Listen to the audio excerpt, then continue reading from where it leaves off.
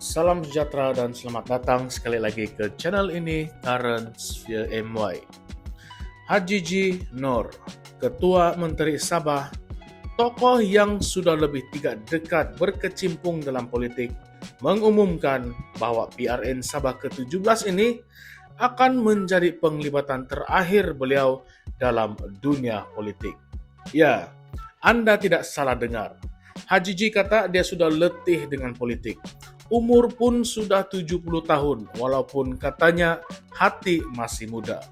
Separuh daripada hidupnya dihabiskan sebagai wakil rakyat. 35 tahun bergelumang dengan dunia politik yang penuh dengan warna-warni, konflik dan perebutan kuasa. Jadi persoalannya, apakah ini benar-benar titik noktah untuk Haji G ataupun sekadar strategi politik menjelang PRN 17. Kalau kita imbas balik perjalanan politik beliau, memang penuh dengan episode-episode dramatik. Beliau bermula sebagai penjawat awam sebelum masuk politik pada tahun 1990 melalui USNO, parti lama yang akhirnya dibubarkan. Kemudian beliau berhijrah ke UMNO pada tahun 1994. Ketika itu UMNO baru saja mengukuhkan kedudukannya di Sabah selepas mengambil alih pengaruh USNO. Apabila Barisan Nasional tumbang pada tahun 2018 dan kedudukan politik Sabah bergegar lagi pada tahun 2020, Haji G tidak duduk diam. Beliau memimpin kumpulan bekas pemimpin UMNO Sabah masuk ke Bersatu. Selepas itu, bila Bersatu Sabah berpecah selepas PRU 15, sekali lagi Haji G membuat langkah yang mengejutkan, yaitu keluar Bersatu dan menubuhkan Parti Gagasan Rakyat Sabah. Bayangkan dalam tempo beberapa tahun sahaja sudah 2 kali Haji G menukar haluan politik beliau. Ini bukan kisah yang biasa, tetapi ini adalah kisah seorang pemain politik yang pandai membaca keadaan dan juga menjaga survival politik. Tetapi pengumuman persaraan ini datang pada saat yang agak pelik. Menurut laporan The Borneo Post, GRS sekarang sedang menimbangkan untuk memasukkan had 2 penggal untuk jawatan Ketua Menteri dalam manifesto pilihan raya. Adakah Haji G cuba untuk menunjukkan teladan bahwa dia sedia undur diri, atau sebenarnya ini adalah cara untuk mengelak tekanan dalaman yang semakin kuat? Jangan lupa, dalam GRS sendiri, wujud suara-suara yang kata Haji G sudah menjadi liability.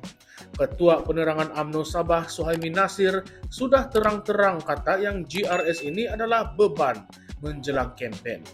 Ketua PKR Sabah Mustafa Sakmud pun sependapat. Jadi apabila Haji G kata ingin bersara, timbul persoalan. Adakah ini keputusan pribadi ataupun kerana tekanan politik? Lagi menarik, kita tidak boleh lupa kontroversi yang membelit nama Haji G. Beliau dan beberapa wakil rakyat GRS pernah dikaitkan dengan skandal lesen perlombongan di Sabah. Walaupun tidak ada pengesahan bahwa beliau didakwa ataupun disabitkan kesalahan, persepsi rakyat terhadap pemimpin politik sangat dipengaruhi oleh kontroversi begini. Jadi bila dia umum mau pencen, mau bersara, orang akan kata, mungkin Haji G cuba untuk membersihkan nama sebelum turun pentas. Ada juga yang akan fikir, ini langkah bijak untuk menyerahkan kepimpinan kepada generasi muda sebelum PRN 17 meletus dengan penuh persaingan. Kalau kita tengok pula dari sudut politik Sabah sekarang, PRN 17 memang dijangka panas gila. Gabungan rakyat Sabah akan bertembung dengan Barisan Nasional, walaupun ada Pakatan Cinta Tiga Segi dengan Pakatan Harapan. Kalau kita fikir macam mana mau jelaskan kepada rakyat Sabah bahwa BN yang dulu lawan GRS sekarang boleh bekerja sama, tetapi dalam masa yang sama masih berlawan di gelanggang pilihan raya. Aduh, bikin bingung. Politik Sabah ini memang pelik dan sangatlah sukar untuk diramal. Setiap kali pilihan raya mesti ada pakatan baru, mesti ada pemimpin lompat parti, dan mesti ada cerita belakang tabir yang penuh dengan kontroversi. Dalam ucapannya juga Haji G sempat meng-highlight pencapaian di bawah Pelan Pembangunan Sabah Maju Jaya ataupun SMJ. Beliau bangga dengan usaha meningkatkan pendidikan dan modal insan.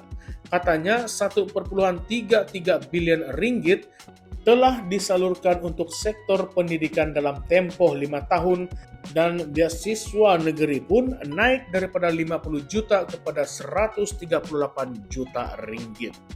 Malah berjanji mau naikkan lagi pada tahun depan.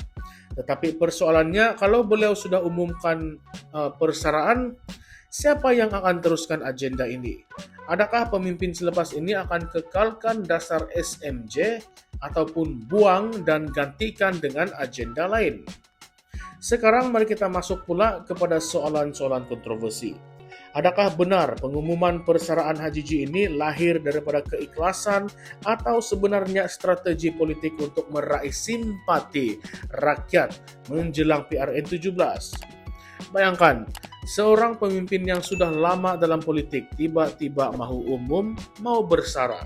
Ini boleh mencetuskan dua reaksi. Yang pertama, rakyat rasa simpati dan hormat kepada beliau, lalu memberi undi terakhir sebagai penghargaan. Yang kedua, rakyat boleh menjadi skeptikal yang rasakan pengumuman ini sekadar wayang politik. Kalau kita tengok sejarah politik Malaysia, ramai pemimpin pernah kata mau bersara, tetapi akhirnya kembali semula atas nama desakan rakyat. Dr. Mahathir contohnya, sudah berkali-kali mengumumkan persaraan, tapi akhirnya kembali juga ke pentas politik. Jadi persoalan besar yang kita kena tanya, adakah HJJ benar-benar akan tinggalkan politik selepas PRN 17 atau sebenarnya pintu itu masih terbuka untuk comeback dalam bentuk yang lain? Adakah ini sekadar taktik untuk mengendurkan kritikan dalaman terhadap dirinya di dalam GRS sambil memastikan pengaruhnya tetap wujud walaupun dia tidak lagi pegang jawatan rasmi?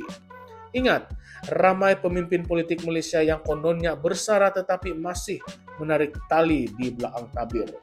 Adakah HJJ juga akan mengikuti jejak seperti itu?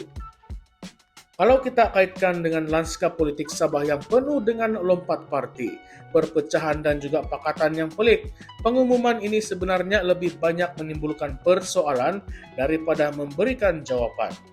Apa akan jadi kepada GRS tanpa HJJ? Siapa pengganti beliau yang cukup kuat untuk kawal gabungan besar ini?